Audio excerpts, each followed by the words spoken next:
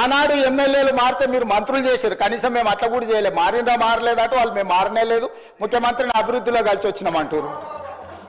మీరు మంత్రులు చేసిన వాళ్ళు డిస్క్వాలిఫై కాలేదు, ఉప ఎన్నికలు రాలేదు.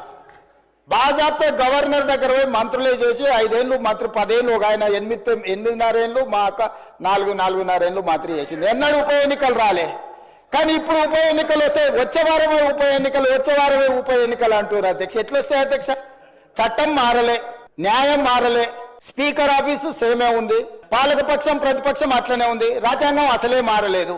ఇంకెట్లొస్తాయి అధ్యక్ష ఉప ఎన్నికలు? నాకు అర్థం కాలేదు.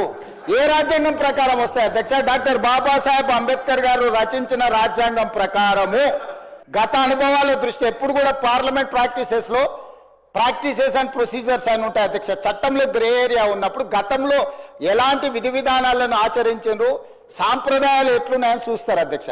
2014 నుంచి 2019, 2019 నుంచి 2023 వరకు ఏ సాంప్రదాయాలను ఈ సభ ఆచరించిందో అచ్చం గదే సాంప్రదాయాలను మనం ఆచరిస్తాం అధ్యక్ష.